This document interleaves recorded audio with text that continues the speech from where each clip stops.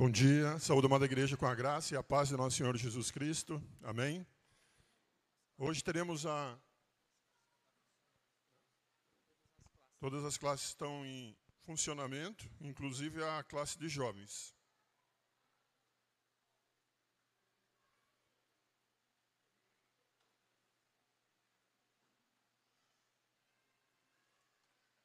Eita, por que tem que estar a internet aqui?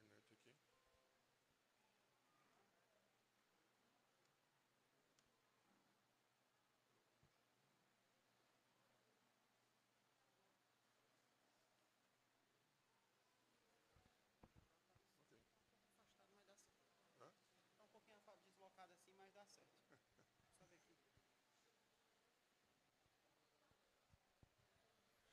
Bem, irmãos, esse ano nós estamos vendo na escola bíblica, o panorama do Novo Testamento. A ideia é ter uma visão geral do livro, que nos auxilie na compreensão, no entendimento, principalmente nos nossos estudos e nos nossos devocionais em casa. Hoje nós vamos trabalhar, então, 1 Timóteo e 2 Timóteo. Eu quero convidar você a abrir, então, em 2 Timóteo.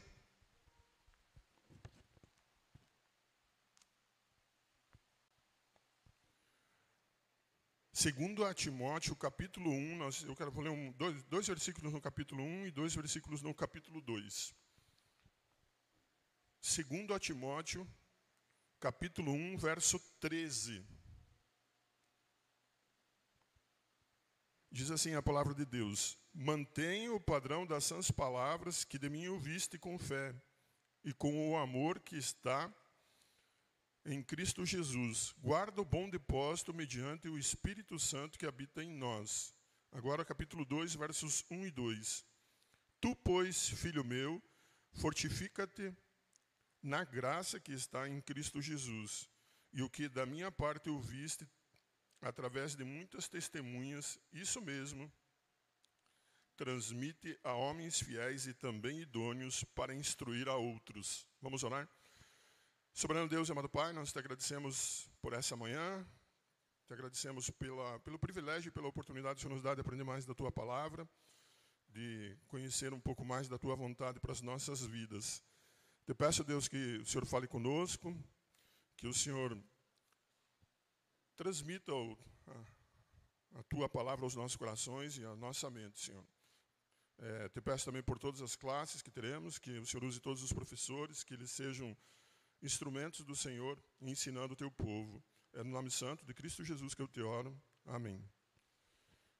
Então, as questões introdutórias em relação à as duas cartas que nós vamos tratar, de 1 Timóteo e de 2 Timóteo. Elas não foram designadas desde o início, mas para facilitar o entendimento, elas são chamadas de cartas pastorais, ou cartas de mentoria. São cartas, então, que Paulo escreve para jovens pastores. E ele tem a intenção, então, de fortificar, de animar e de dar um caminho, basicamente passar o bastão, ali já está no final da carreira dele, de passar o bastão, então, para esses jovens pastores. E essas cartas, então, elas auxiliaram tanto a Timóteo quanto a Tito, que eram os primeiros destinatários delas, acrescentando que as cartas pastorais são 1 Timóteo, 2 Timóteo e a carta escrita a Tito. Hoje nós vamos tratar então de duas, que é 1 Timóteo e 2 Timóteo. E também não só a esses jovens pastores, então Timóteo e Tito, mas a todos aqueles que fazem parte da igreja do Senhor Jesus.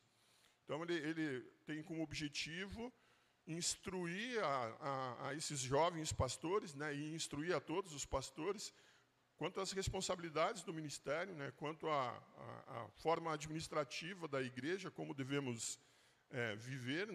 Obrigado, irmão Fábio. E também alertar sobre as heresias, sobre os falsos ensinos, sobre os falsos profetas, sobre os falsos mestres que surgiriam dentro da própria igreja e que trariam perturbação dentro da igreja. E ele trata também de questões pessoais. O autor, então, ele se identifica, Paulo, tanto em 1 Timóteo capítulo 1, 1 e 2, Vamos lá, então, 1 Timóteo, capítulo 1, versos 1 e 2. Ele diz assim: Paulo, apóstolo de Cristo Jesus, pelo mandato de Deus, nosso Salvador, e de Cristo Jesus, nossa esperança, a Timóteo, verdadeiro filho na fé, graça, misericórdia e paz da parte de Deus, Pai, e de Cristo Jesus, nosso Senhor. Então, Paulo ele se identifica como autor, é ele que está escrevendo e é ele que está mandando essa carta, então, para Timóteo. Tanto o 1 Timóteo quanto o 2 Timóteo nós vemos da mesma forma. Se os irmãos olharem depois 2 Timóteo 1, ele vai falar sobre isso. No entanto, recentemente, surgiram grandes críticas e questionamentos a respeito de se de fato essas cartas elas foram escritas por Paulo. A principal alegação deles é que foi alguém que amava muito a Paulo, que gostava muito de Paulo, e aí no segundo século, então, ele escreve 1 Timóteo, 2 Timóteo e Tito, e então a autoria não seria de Paulo, a autoria seria então de alguém que escreveu usando a autoridade e o nome de Paulo. Para isso, aqui talvez os irmãos não vão conseguir enxergar, mas olha, eu mandei os slides no grupo da igreja. É importante entender a cronologia da vida de Paulo, né? O principal argumento que eles têm é que não conseguem encaixar quando Paulo escreveu, então, na história de Paulo conhecida, através principalmente de Atos, né? Eles olham, então, as cartas e tentam posicionar elas em Atos e eles não conseguem. O principal motivo disso e a solução disso está no fato de que esses críticos, então, esses estudiosos, eles consideram que Atos termina e, quando termina, ele segue-se a morte de Paulo. Então, eles não entendem que Paulo ele foi liberto da primeira prisão em Roma, ele andou, ele circulou, ele viajou, e ele teve uma segunda prisão. E, então, nessa segunda prisão é que ele foi martirizado. Desconsiderando isso, então, eles olham para 1 Timóteo, 2 Timóteo e Tito, e eles questionam a autoria de Paulo, porque não poderia ser Paulo e sim outra pessoa. O segundo motivo que leva, então, esses estudiosos e esses críticos a levarem em desconsideração o nome de Paulo é o fato de que eles colocam os escritos de Paulo, todos os escritos de Paulo, todas as cartas que nós conhecemos de Paulo, num programa de computador lá, e aí eles fazem comparações. Então, eles pegam especificamente 1 Timóteo, 2 Timóteo e Tito e comparam com todos os demais escritos de Paulo. E quando eles fazem isso, então, eles levam em consideração a grande diferença que há de vocabulário, de palavras que são usadas por Paulo. E por isso, então, eles questionam a autoria de Paulo. E eles dizem, não foi Paulo que escreveu. Nós não conseguimos encaixar Paulo na história da igreja, nós não conseguimos encaixar Paulo em Atos, essas cartas nós não conseguimos enxergar. E o segundo motivo, o segundo argumento, então, é que os escritos de 1 Timóteo, 2 Timóteo e Tito, eles são diferentes, eles têm palavras diferentes, ele tem vocabulário diferente do que Paulo costuma usar nas suas outras cartas. Basicamente, ocorre com 2 Timóteo. Então, eles comparam essas palavras e, por isso, eles desconsideram. Com relação a esse argumento da comparação de palavras, por exemplo, nós precisamos levar em consideração que todos nós, né, todo ser humano, ele vai tendo uma evolução. E nessa evolução, o nosso conhecimento e até a forma de escrever, ela vai evoluindo também e ela vai mudando. E o segundo ponto em relação a isso também é que há uma diferença nos objetivos da carta. Então, Paulo ele não tem um objetivo tão teológico em relação a Timóteo e Tito, porque eles já foram ensinados por Paulo e eles conhecem, mas ele tem um objetivo pastoral, um objetivo de cuidado, um objetivo, então, de dar direção a Timóteo e a Tito. Então, isso também precisa ser levado em consideração nessa análise. Os objetivos são diferentes, há um amadurecimento de Paulo, e o que pode tornar, sim, o seu vocabulário um pouco diferente das outras cartas. Um outro argumento que esses estudiosos e esses críticos, então, eles levantam em relação à autoria de Paulo, eles levam em consideração Marcion. Marcion, ele fez o próprio cânon dele. Então, a igreja se reuniu e nós temos a Bíblia, nós temos o cânon. E Marcion, ele fez o próprio cânon dele, lá no início da igreja, no segundo século. E aí eles usam, então, esses estudiosos usam, Marcion não cita 1 Timóteo, 2 Timóteo e Tito. Então, como ele não cita, esse é outro argumento que eles levam em consideração para questionar a autoria de Paulo. Só que Marcion ele foi julgado como um herege. A doutrina dele foi considerada herege. E, se formos olhar o cânon, então, que a maneira como ele selecionou, né, como Marcion fez o seu cânon, nós vamos perceber que ele praticamente tirou todo o Novo Testamento. Os evangelhos praticamente sumiram. Pequenas porções do evangelho permaneceram. Então, esse é um outro argumento que também não se sustenta. Um outro argumento usado por esses estudiosos é que as cartas elas tratam e trabalham de assuntos, então, de um gnosticismo que seria posterior, eles identificaram, então, como sendo posterior a Paulo, que seria de um século seguinte aos escritos de Paulo. Mas, quando nós vamos olhar os assuntos que são tratados nessas cartas e comparar com os outros escritos de Paulo, por exemplo, em Colossenses, Paulo trabalha os mesmos assuntos. Outro argumento que eles usam também é a questão da estrutura eclesiástica apresentada por Paulo, né? A maneira como Paulo, então, apresenta a estrutura da igreja. Eles acham e eles entendem, olhando para a história, que ela é muito bem organizada, né? Então, ela não seria compatível com o princípio da igreja, né? Eles questionam algumas coisas em relação a isso, né? Mas o que nós percebemos por Atos e o que nós percebemos pela história também é que naquela época já havia distinções claras, né? Já eram citados anciões, já eram citados presbíteros, diáconos e viúvas. Então, já no início da igreja, a gente já vê isso. Então, também não dá para levar em consideração essa argumentação, né? Essa estrutura eclesiástica, então, a gente já vê no início e nos primórdios da igreja. As referências históricas, eu já falei sobre isso, né? A questão de que não conseguem harmonizar isso olhando para Atos, principalmente, mas esse argumento só seria válido, então, se Paulo tivesse sido martirizado, nunca teria sido liberto da prisão de Roma e ele tivesse sido martirizado no final de Atos, né? Mas nós sabemos pela tradição e pela forma como ele escreve também, então, 1 Timóteo ele tem esperança, ele vê a libertação dele, né?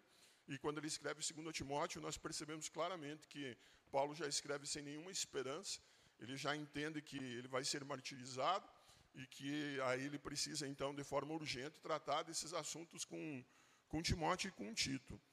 Então, quando se desconsidera que Paulo foi liberto, que Paulo viajou ainda depois dessa liberdade e teve uma segunda prisão, então aí há dificuldade em se conciliar isso. No entanto, quando nós consideramos que teve uma segunda prisão, aí nós podemos conciliar tudo com isso, né? Nessas argumentações, então, eles desconsideram o testemunho das próprias cartas, né? O próprio fato de que Paulo ele se apresenta como o autor e o escritor dessas cartas. Eles desconsideram, então, o testemunho da igreja primitiva.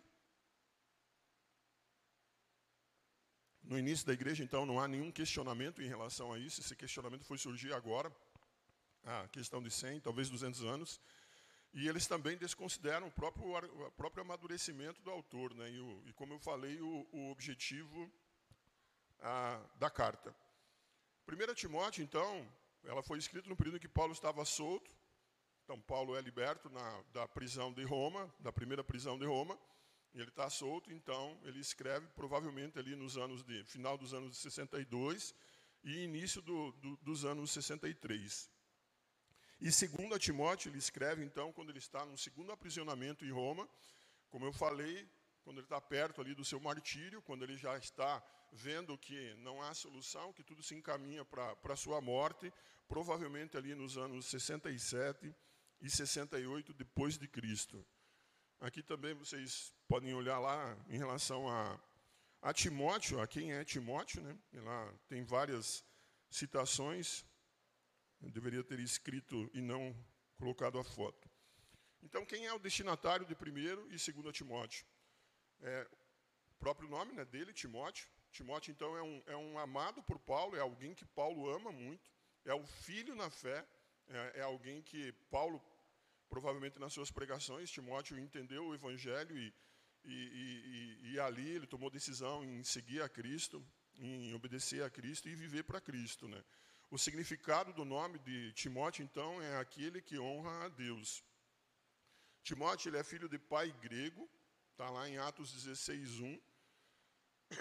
E sua mãe, então, é Eunice e sua avó é Lóide.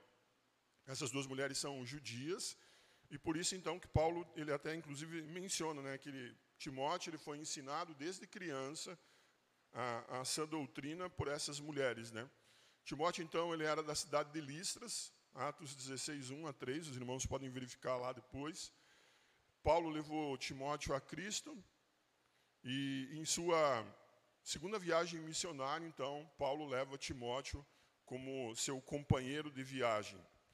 Timóteo, então, ele foi discípulo de Paulo, foi quem aprendeu junto a Paulo, ele foi discipulado e ensinado por Paulo. Ele se tornou um grande amigo e um grande colaborador de Paulo.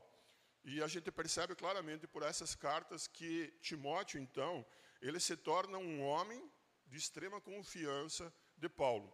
Eu creio que fosse fazer uma graduação aí, Timóteo e talvez Tito, eles estariam ali praticamente juntos, né? São homens que Paulo discipulou, que Paulo caminhou com eles, que Paulo ensinou a eles e que Paulo confiava totalmente neles a ponto de enviá-los às igrejas, apesar da idade deles, da juventude deles, eram homens, então, de confiança total de Paulo. Timóteo, então, ele serviu na Bereia, Atos 17:4, nós vemos isso, em Atenas, 17:15, e em Corinto. Foram igrejas que Timóteo esteve. Timóteo também esteve com Paulo na sua primeira prisão. Timóteo é alguém que é citado por Paulo em várias cartas que Paulo escreve, Romanos, 2 Coríntios, Filipenses e Colossenses. E nós sabemos também que Timóteo ele serviu na igreja de Éfeso, né? Ele foi pastor daquela igreja. Em algum momento da história, ele foi perseguido e foi preso. E nós sabemos por Hebreus 13:23 que ele foi liberto dessa prisão. Agora vamos dar uma olhada, então, em 1 Timóteo. Então, depois que Paulo é liberto, ele segue viagem, né? Ele sai da prisão lá em Atos 28:30. Ele visita várias igrejas, então ele sai visitando as igrejas que ele plantou. E Timóteo está com ele e ele leva Timóteo até Éfeso. E lá em Éfeso, então, ele deixa Timóteo para tratar dos problemas que existiam e que estavam ocorrendo dentro da igreja, surgido na igreja. Quais eram esses problemas, então? Existiam falsas doutrinas que estavam sendo ensinadas, existia uma desordem na adoração da igreja, existia a necessidade, então, de terem líderes qualificados para exercer a liderança da igreja, e ele trata, então, do materialismo. Paulo, então, ele deixa Timóteo em Éfeso, deixa Timóteo cuidando da igreja em Éfeso, e ele segue viagem. E aí ele vai para Macedônia.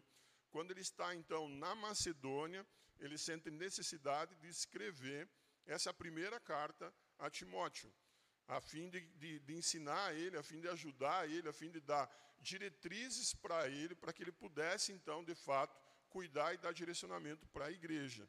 Nós vemos isso em 1 Timóteo 3, 14 e 15. Em relação a doutrinas que nós percebemos na carta de 1 Timóteo, ele fala sobre a salvação, né, ela ser unicamente por meio de Cristo Jesus, pela fé em Cristo Jesus. 1 Timóteo 1,14 e 2, 4 a 6.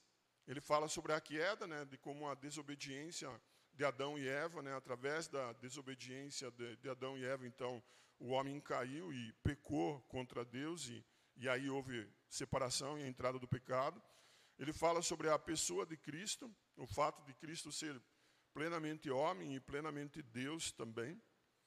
Ele fala sobre a eleição, o fato de os eleitos de Deus terem sido selecionados e escolhidos por Deus antes dos inícios dos tempos, antes de que o mundo existisse. E ele fala também sobre a segunda vinda de Cristo. O fato de que essa segunda vinda, então, vai marcar o julgamento de toda a humanidade.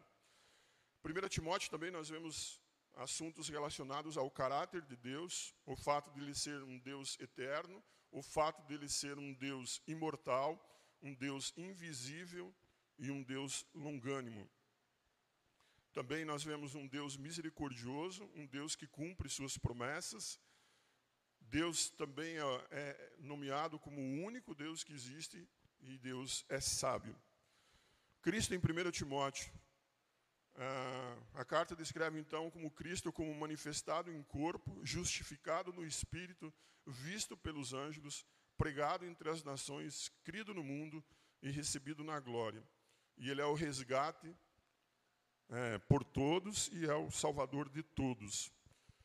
Carlos Oswaldo define então o objetivo de 1 Timóteo como capacitar Timóteo a fornecer uma orientação eficaz para a igreja de Éfeso, de modo que sua conduta seja coerente com o seu caráter.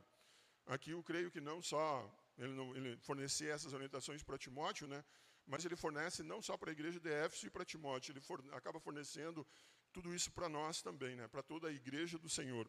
Nós temos onde olhar para a palavra de Deus e entender como nós devemos viver em comunidade, em como nós devemos nos comportar em comunidade, como a igreja deve ser, como ela deve ser conduzida, como ela deve ser liderada, e como, então, cada um de nós tem a participação e a obrigação de estar olhando para esses escritos e estar olhando para a igreja e vendo se, de fato, nós caminhamos de acordo com a palavra de Deus, né? Tem microfone aí com os irmãos? Dá uma olhada assim bem superficial, né? Eu quero o capítulo 1, então, de 1 Timóteo, ele vai tratar de falsas doutrinas e suas características. Eu queria que algum irmão, então, lesse. Você tem microfone ou não? Pelo jeito tem? Ok. Eu queria que o irmão, então, lesse dos versos 3 a 1 Timóteo, capítulo 1, versos 3 a 7. Oi, testando. Partindo eu para a Macedônia, roguei-lhe que permanecesse em Éfeso, para ordenar a certas pessoas que não mais ensinem doutrinas falsas, e que deixem de dar atenção a mitos e genealogias intermináveis, que causam controvérsias, em vez de promover a obra de Deus, que é pela fé. O objetivo desta instrução é o amor que precede de um coração puro, de uma boa consciência e de uma fé sincera. Alguns se desviaram dessas coisas, voltando-se para discussões inúteis, querendo ser mestres da lei, quando não compreendem nem o que dizem, nem as coisas acerca das quais fazem afirmações tão categóricas. Então, Paulo faz um alerta para Timóteo, para que ele esteja atento em relação às falsas doutrinas, e ele aqui cita quais são as características dessas falsas doutrinas, né? De como elas penetram, então, no meio da igreja, no seio da igreja, né? Ele deixa claro aqui que, principalmente, levar discussões que não levam a nada, né? Ficar discutindo assuntos que não contribuem em nada, discutindo assuntos que não estão baseados na palavra de Deus, que não estão inseridos na palavra de Deus, que é o nosso guia e de como nós devemos viver, né? Então, ele orienta que fique atento a tudo isso, não participe disso, e principalmente não fique entrando, então, em discussão, né, que seria perda de tempo, né? O capítulo 2, eu quero convidar o irmão, então, a ler os versos 8 a 15, ele vai falar sobre o proceder no culto a Deus. Capítulo 2, versos 8 a 15. Quero, pois, que os homens orem em todo lugar, levantando mãos santas, sem ira e sem discussões. Da mesma forma, quero que as mulheres se vistam modestamente, com decência e discrição, não se adornando com tranças e com ouro, nem com pérolas ou com roupas caras, mas com boas obras, como convém às mulheres que declaram adorar a Deus. A mulher deve aprender em silêncio com toda sujeição. Não permito que a mulher ensine, nem que tenha autoridade sobre o homem. Esteja, porém, em silêncio, porque primeiro foi formado Adão e depois Eva. E Adão não foi enganado, mas sim a mulher, que, tendo sido enganada, tornou-se transgressora. Entretanto, a mulher será salva, dando à luz filhos, se elas permanecerem na fé, no amor e na santidade com bom senso. Então, Paulo passa aqui as orientações para Timóteo, e claro, para toda a igreja, para nós também, de como nós devemos nos comportar no culto a Deus, no momento em que nós nos reunimos como igreja para adorar a Deus, para louvar a Deus. E aí ele passa a dizer, então, como cada um de nós, como os homens devem se comportar, como as mulheres devem se comportar. Paulo, inclusive, ele dá um embasamento doutrinário do porquê que ele não quer que as mulheres ensinem no culto público. Então, ele tem uma preocupação aqui em passar para Timóteo e passar para toda a igreja como deve ser o culto. Pode falar, Mateus. Qual o sentido de salvar-se-á no texto? Oi? Qual o sentido de salvar-se-á? A mulher salvar-se-á dando luz a filhos. Qual o sentido disso aí? Versículo 15. Qual é o versículo mesmo? 15.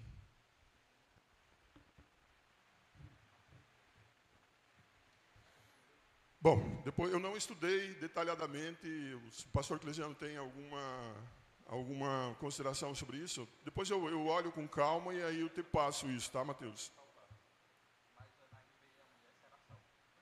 Seguindo, então, capítulo 3, ele convida, então, ele cita aqui as qualificações dos bispos e dos diáconos. Eu quero pedir ao irmão, então, que leia os versos 1 a 13, por favor. Ok. Fiel é a palavra, se alguém aspira ao episcopado, excelente obra almeja. É necessário, portanto, que o bispo seja irrepreensível, esposo de uma só mulher, temperante, sóbrio, modesto, hospitaleiro, apto para ensinar, não dado ao vinho, não violento, porém cordato, inimigo de contendas, não avarento, e que governe bem a própria casa, criando os filhos sob disciplina, com todo o respeito. Pois se alguém não sabe governar a própria casa, como cuidará da igreja de Deus? Não seja neófito, para não suceder que se ensoberbeça e incorra na condenação do diabo. Pelo contrário, é necessário que ele tenha bom testemunho dos de fora, a fim de não cair no opróbrio e no laço do diabo. Semelhantemente, quanto a diáconos, é necessário que sejam respeitáveis, de uma só palavra, não inclinados a muito vinho, não cobiçosos de sórdida ganância, conservando o mistério da fé com a consciência limpa. Também sejam estes primeiramente experimentados, e se mostrarem irrepreensíveis, exerçam o diaconato. Da mesma sorte, quanto às mulheres, é necessário que sejam elas respeitáveis, não maldizentes, temperantes e fiéis em tudo. O diácono seja marido de uma só mulher e governe bem seus filhos e a própria casa. Pois os que desempenharem bem o diaconato alcançam para si mesmos justa preeminência e muita intrepidez na fé em Cristo Jesus. Então, aqui nesse capítulo 3, Paulo passa uma série de recomendações de como devem ser os líderes da igreja, de quais as qualificações para que essas pessoas exerçam a liderança da igreja. Então, ele começa falando sobre os presbíteros, né, sobre os pastores da igreja, ele passa, então, todas as qualificações, e ele passa para os diáconos e relaciona aí quais são as características, então, quais são as qualificações desses homens.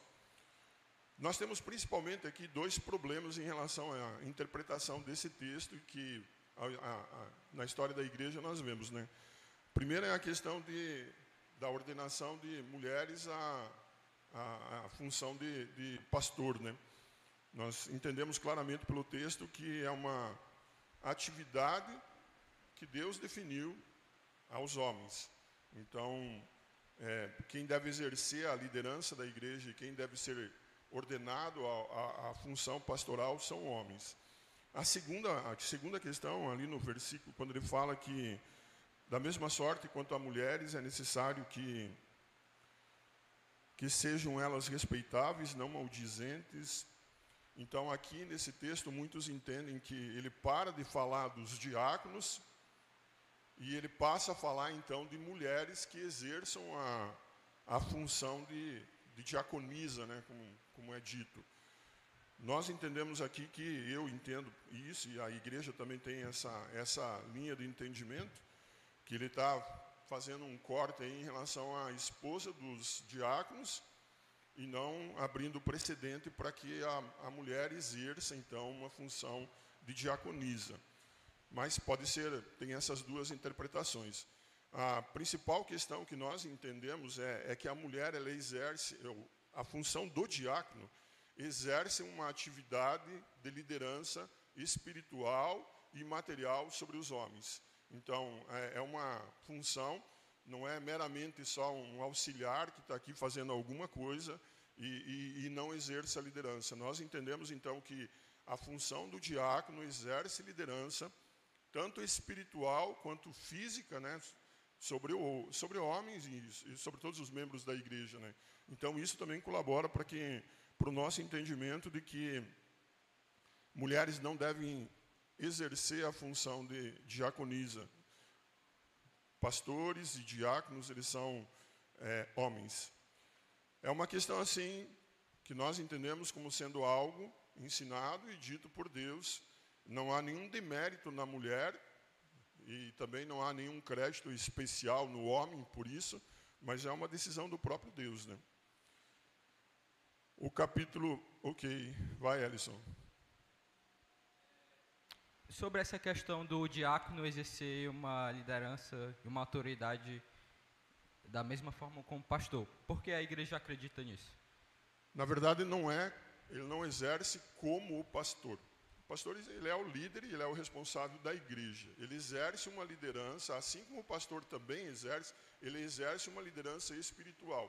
Então, por exemplo, o diácono aqui, ele tá visitando as pessoas, ele está levando palavra para as pessoas, ele está acompanhando famílias e ele está participando disso. Então, eu entendo que por isso ele exerce essa liderança espiritual, né? Dentro do papel do diácono. Ele não é alguém que é obrigado a estar no púlpito pregando a palavra e ensinando, ou na escola bíblica ensinando. Mas, no entanto, quando ele visita alguém, ele leva um texto e ele ensina um texto, por exemplo. Então, isso é exercer uma liderança espiritual sobre a congregação, sobre toda a igreja, né? Então, por conta disso, a igreja entende que as mulheres não podem ser diaconisas? Esse é um dos argumentos, né? A mulher não pode exercer liderança espiritual sobre os homens, porque ela tem o argumento teológico, nós acabamos de ler no capítulo 2. Alex? Pastor, dentro desse contexto de onde estava Timóteo, ele estava na cidade de Éfeso. A cidade de Éfeso era bem próxima da cidade de Corinto, cerca de 500 quilômetros. Então, tinha toda aquela influência da cidade de Corinto também em Éfeso. Então, o que acontecia na cidade de Corinto? Tinha um templo, onde tinha 1000 sacerdotisas, elas exerciam essa autoridade espiritual no templo, e as pessoas viam essas mulheres como representantes divinas. Quando essas mulheres se convertiam, ou então mulheres que viam a influência delas, elas queriam levar isso para a igreja. Então, o que Paulo estava combatendo em Corinto e estava combatendo também em Éfeso, é essa autoridade, achar que deveriam ensinar. E aí desfocava a igreja. Então, imagina essa autoridade, tanto no seu lar, quanto na igreja. E aí o homem perdia o seu papel de proeminência. Por isso que Paulo vai usar um argumento teológico, e não apenas um contexto local. ele vai ter um fundamento na palavra do Senhor para defender e tudo isso. Aí até respondendo também a questão do Mateus, né? Porque o que ele está falando sobre a missão dela, na tradução dele, está falando salvar, mas na nossa tradução diz sobre exercer o seu papel. Papel de quê? Liderar seu lar, os seus filhos, né? Liderar a forma de cuidar do seu lar, não liderar como o homem lidera. Ok, obrigado, Alex. Ellison, mais alguma dúvida? Não? Ok? Podemos seguir, então. Capítulo 4, Paulo, então, ele faz uma exortação à fidelidade e à diligência no ministério. Eu queria pedir para o irmão ler os versos, capítulo 4, versos 6 a 16. Se você transmitir essas instruções aos irmãos, será um bom ministro de Cristo Jesus, nutrido com as verdades da fé e da boa doutrina que tem seguido. Rejeite, porém, as fábulas profanas e tolas. Exercite-se na piedade. O exercício físico é de pouco proveito. A piedade, porém, para tudo é proveitosa, porque tem promessa da vida presente e da futura. Esta é uma afirmação fiel e digna de plena aceitação. Se trabalhamos e lutamos, é porque temos colocado a nossa esperança no Deus vivo, o Salvador de todos os homens, especialmente dos que creem. Ordene e ensine estas coisas. Ninguém o despreze pelo fato de você ser jovem, mas seja um exemplo para os fiéis na palavra, no procedimento, no amor, na fé e na pureza. Até a minha chegada, dedique-se à leitura pública da Escritura, à exortação e ao ensino. Não negligencie o dom que lhe foi dado por mensagem profética, com imposição de mãos dos presbíteros. Seja diligente nessas coisas. Dedique-se inteiramente a elas, para que todos vejam o seu progresso. Atente bem para a sua própria vida e para a doutrina, perseverando nesses deveres, pois, agindo assim, você salvará tanto a si mesmo quanto aos que o ouvem. Então, Paulo está dando uma série de orientações de como Timóteo deve se comportar, de como ele deve ser fiel à vocação dele, ao que ele recebeu, né? E de como ele deve ter o proceder, a vida dele, de como deve ser a vida dele. Agora vamos para o capítulo 5. Ele vai falar acerca dos presbíteros e também dá outros conselhos. Quero que o irmão leia, então, o capítulo 5, versos 17 a 25. Oi. 1 Timóteo, capítulo 5, versículo 17. Os presbíteros que governam bem sejam estimados por dignos de duplicada honra, principalmente os que trabalham na palavra e na doutrina. Porque diz a Escritura, não ligarás a boca ao boi que debulha, e digno é o obreiro do seu salário. Não aceiteis acusações contra presbítero, senão com 2 ou 3 testemunhas. Aos que pecaram, repreende-os na presença de todos, para que também os outros tenham temor. Conjuro-te diante de Deus e do Senhor Jesus Cristo e dos anjos eleitos, que sem prevenção guardem essas coisas, nada fazendo por parcialidade. A ninguém imponhais precipitadamente as mãos, nem participeis dos pecados alheios. Conserva-te a ti mesmo puro.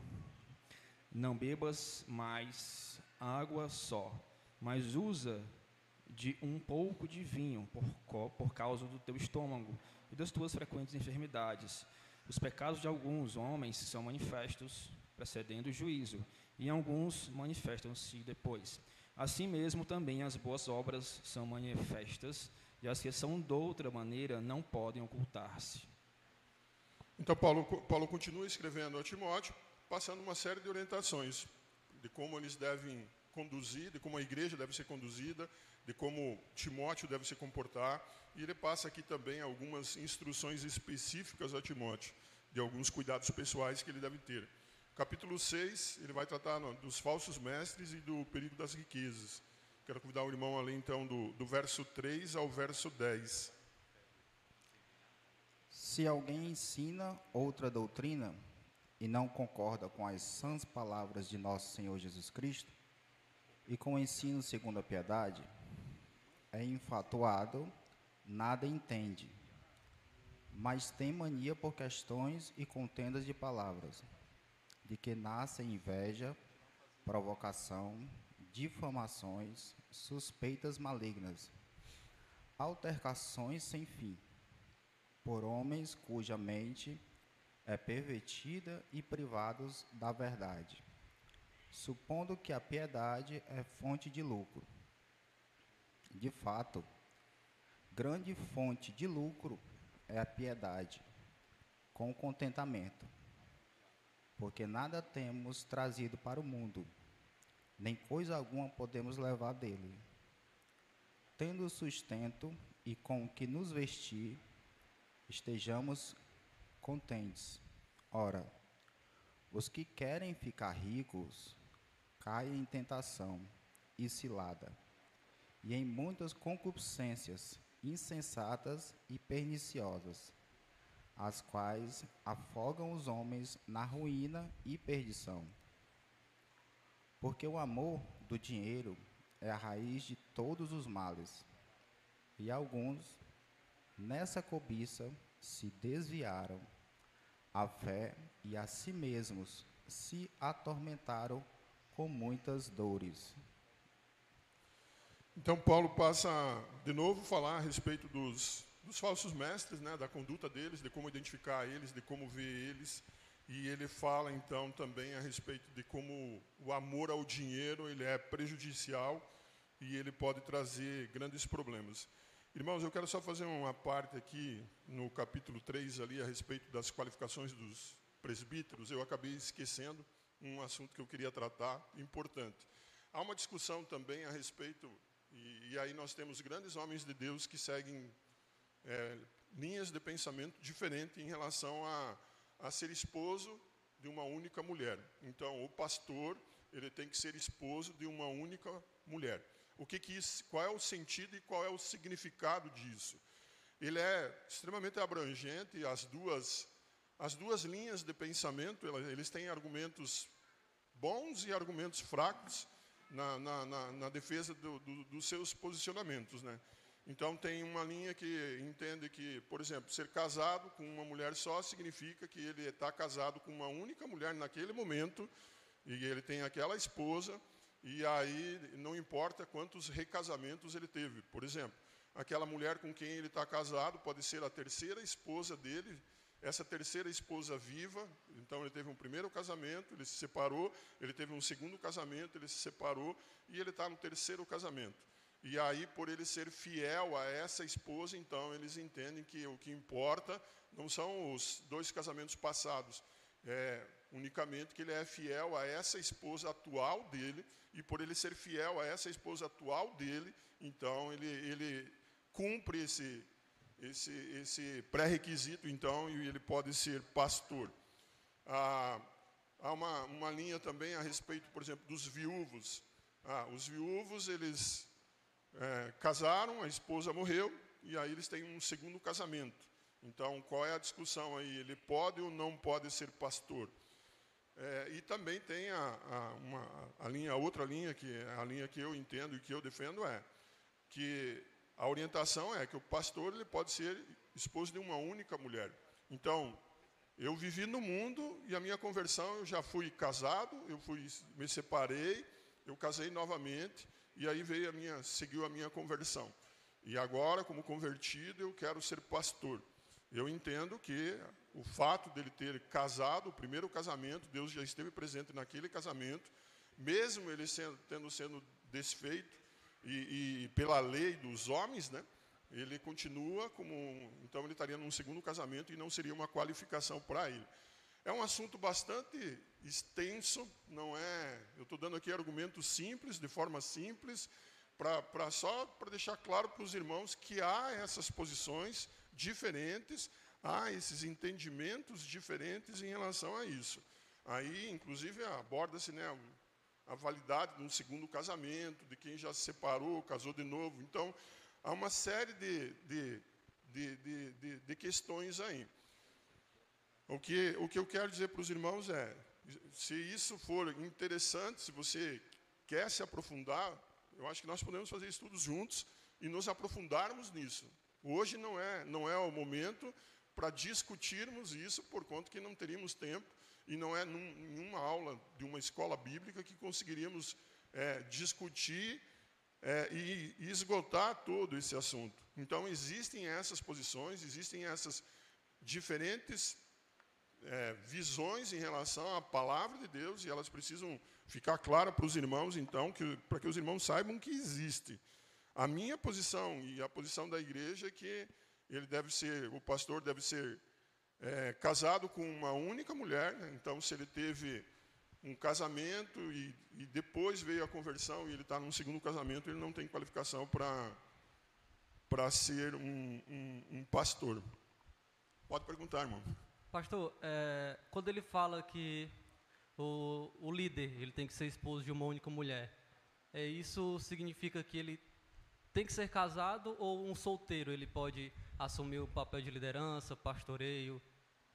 Esse também é um outro ponto de discussão, né? Então, se você imagina que o cara só pode ter uma esposa, ele não poderia ser. Eu entendo que ele sendo solteiro, ele pode exercer normalmente. Então, por exemplo, eu almejo ser pastor, sou solteiro, não há nenhum impedimento. Essa é uma visão minha. Assim como, por exemplo, o viúvo, né? A morte foi o que encerrou o casamento, né? Então, nós sabemos que nós casamos até que a morte nos separe, né? Então, há um fluxo normal da vida aí, e o segundo casamento, então, também é um fluxo normal. E esse segundo casamento, para mim, não seria um impedimento, unicamente no caso do viúvo, né? Mais alguma pergunta a respeito disso?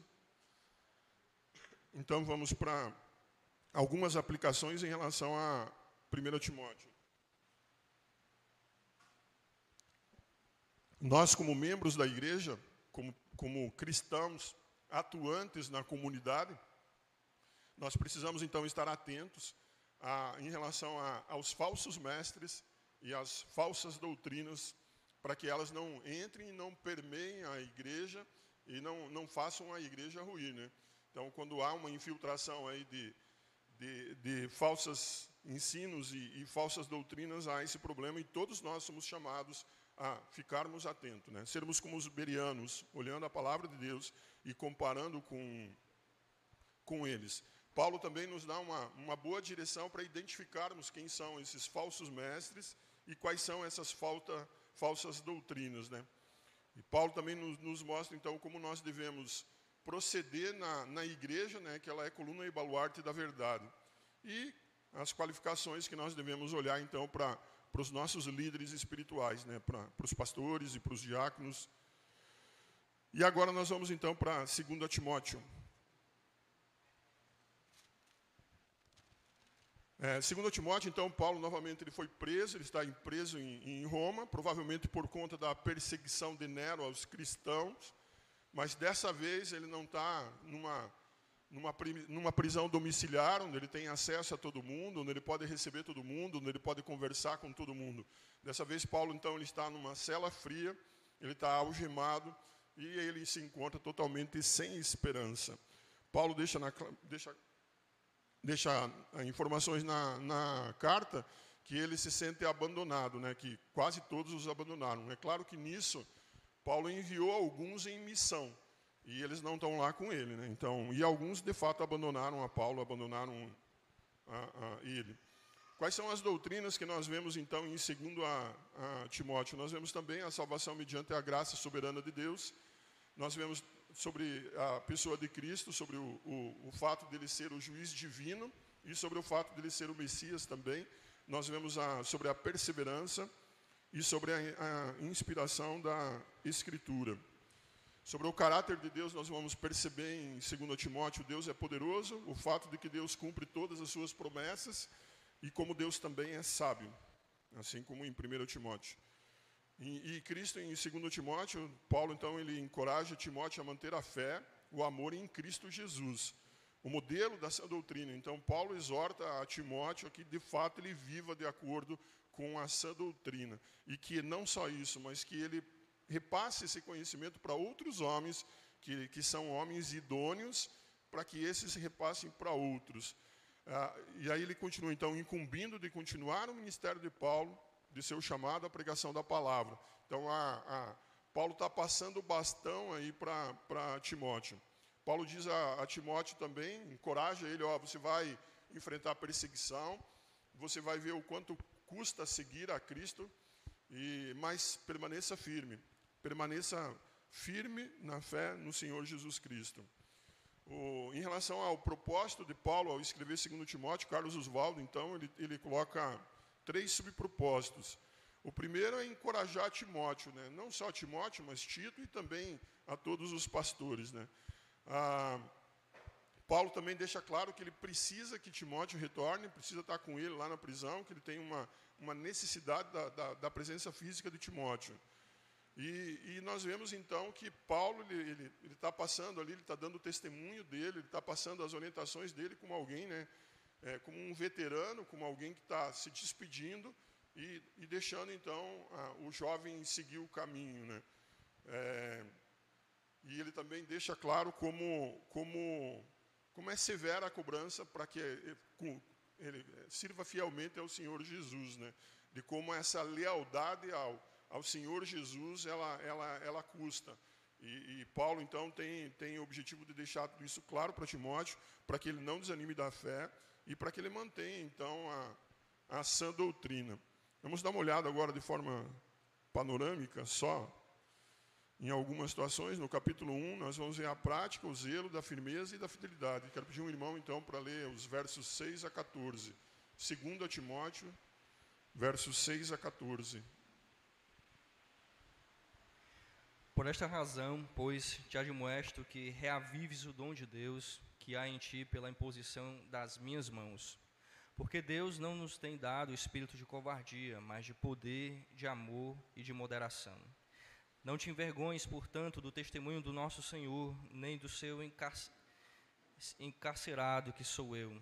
Pelo contrário, participa comigo dos sofrimentos a favor do Evangelho segundo o poder de Deus, que nos salvou e nos chamou com santa vocação, não segundo as nossas obras, mas conforme a nossa própria determinação e graça que nos foi dada em Cristo Jesus antes dos tempos eternos, e manifestada agora pelo aparecimento do nosso Salvador Cristo Jesus, o qual não só destruiu a morte, como também trouxe à luz a vida e a imortalidade mediante o Evangelho, pelo qual eu fui designado pregador, apóstolo e mestre, e por isso estou sofrendo estas coisas. Todavia não me envergonho, porque sei que em quem tenho crido e estou certo de que Ele é poderoso para guardar o meu depósito até aquele dia. Mantenho o padrão das sãs palavras que de mim ouviste com fé e com o amor que está em Cristo Jesus. Guarda o bom depósito mediante o Espírito Santo que habita em nós. Então, Paulo escreve para Timóteo, mantenha-se firme, não tenha vergonha do próprio Paulo, não tenha vergonha das prisões, da situação, não tenha vergonha do Evangelho, mantenha-se firme, seja fiel a isso. Agora vamos dar uma olhada no capítulo 2, pedir um irmão para ler versos 1 a 13, nós vamos então ver Paulo estimulando a respeito do combate da fé e no sofrimento por Cristo. Portanto, você, meu filho, fortifique-se na graça que há em Cristo Jesus. E as palavras que me ouviu dizer na presença de muitas testemunhas, confias a homens fiéis que sejam também capazes de ensinar outros. Suporte comigo meus sofrimentos como bom soldado de Cristo Jesus. Nenhum soldado se deixa envolver pelos negócios da vida civil, já que deseja agradar aquele que o alistou. Semelhante, nenhum atleta é coroado como vencedor se não competir de acordo com as regras. O lavrador que trabalha arduamente deve ser o primeiro a participar dos frutos da colheita. Reflita no que estou dizendo, pois o Senhor que lhe dará entendimento em tudo. Lembre-se de Jesus Cristo, ressuscitado dos mortos, descendente de Davi, conforme o meu evangelho, pelo qual sofro e até estou preso como criminoso. Contudo, a palavra de Deus não está presa. Por isso, tudo suporto por causa dos eleitos, para que também eles alcancem a salvação que está em Cristo Jesus com glória eterna. Esta palavra é digna de confiança. Se morrermos com Ele também viveremos. Se perseverarmos com Ele, também reinaremos. Se o negarmos, Ele também nos negará. Se somos infiéis, Ele permanece fiel, pois não pode negar-se a si mesmo. Então veja aqui um mandamento de Paulo também, quando ele diz que nós devemos transmitir o que nós aprendemos em relação à sua doutrina, transmitir a outros, né? Identificarmos outros homens fiéis e ensinarmos, caminharmos com esses com esses homens fiéis, né? Nós vimos aí nas últimas pregações a respeito de Priscila e Áquila e também de Apolo, né? De como a Priscila e Áquila pegaram Apolo e de como eles ensinaram o caminho, né? Creio que aqui é a mesma ideia que Paulo está passando para Timóteo. Identifica esses homens que sejam fiéis, caminha com eles, anda com eles, ensina a eles, para que eles ensinem e transmitam a outros homens. Capítulo 3, nós vamos ver a inspiração e o valor e utilidade das Escrituras. Quero convidar o irmão a ler, então, capítulo 3, versos 14 a 17. Diz assim: Tu, porém, permaneces naquilo que aprendestes e de que fostes inteirado, sabendo de quem o aprendestes, e que desde a infância sabes as sagradas letras, que podem tornar-te sábio para a salvação pela fé em Cristo Jesus. Toda a Escritura é inspirada por Deus e útil para o ensino, para a repreensão, para a correção, para a educação na justiça, a fim de que o homem de Deus seja perfeito e perfeitamente habilitado para toda boa obra. Então aqui nós temos uma orientação de Paulo e nos deixa claro de como a palavra de Deus ela é extremamente importante e imprescindível na nossa caminhada cristã, de como nós devemos viver de acordo com a palavra e de como ela é importante para nós. E o capítulo 4, então, nós vamos ver a fidelidade e o zelo na pregação. Quero pedir para o irmão ler os versos 1 a 5. Conjuro-te perante Deus e Cristo Jesus, que há de julgar vivos e mortos pela sua manifestação e pelo seu reino. Prega a palavra, insta, quer seja oportuno, quer não. Corrige, repreende, exorta, com toda a longanimidade e doutrina. Pois haverá tempo em que não suportarão a sua doutrina. Pelo contrário, cercar-se-ão de mestres, segundo as suas próprias cobiças, como que sentindo coceira nos ouvidos. E se recusarão a dar ouvidos à verdade, entregando-se a fábulas. Tu, porém, sê sóbrio em todas as coisas, suporta as aflições, faze o trabalho de um evangelista, cumpre cabalmente o teu ministério. Então, Paulo aqui de novo exorta Timóteo a se manter firme e fiel, a cumprir com todo o que é dado a ele, né, todos os dons que ele recebeu, e de como ele deve se comportar de novo na igreja, de como ele deve evitar, então, contendas, evitar discussões que fogem da fé. E aí ele cumprir cabalmente o ministério dele. Pensando, então, em 2 Timóteo, quais seriam as aplicações que eu vi no texto, né? Nos motivar a sermos fiéis e a tratarmos a palavra de Deus com todo zelo. Então, em outras palavras, nós sermos obedientes à palavra do nosso Deus. Buscar toda a orientação, a maneira que nós devemos viver, como nós devemos viver na palavra de Deus. Estarmos atentos, novamente, a falsas doutrinas e a falsos cristãos. E também, 2 Timóteo nos diz como nós devemos corrigi-los. Ele deixa claro, então, com a aplicação, o fato de que a palavra ela é inspirada por Deus e de como ela é importante na nossa caminhada, no nosso viver, no nosso dia a dia, mesmo não sendo pastores, mesmo levando uma vida comum, de um cristão comum, no ambiente que está vivendo, de como a palavra de Deus ela é importante, dela dar todas as diretrizes e de como nós devemos viver. E a fidelidade ao ensino. Então, quando nos propormos a ensinar, de fato, nos aprofundarmos na palavra e vivermos de acordo com ela, ensinarmos de acordo com ela. Alguma pergunta ainda? Vamos orar? Senhor, nós te agradecemos por esses escritos de Paulo, pela tua palavra, que chega até nós, de como a tua palavra nos ensina, como elas nos direciona. E te peço, Deus, que o Senhor nos dê um coração voltado para Ti, um coração que, de fato, disposto a obedecer e a viver de acordo com ela. Nos ajuda a estarmos atentos às falsas doutrinas, aos falsos ensinos e a preservar a unidade da igreja, baseado unicamente na Tua palavra, de acordo com as Tuas Escrituras, de acordo com o Teu ensino. É no nome santo de Cristo Jesus que eu te oro. Amém.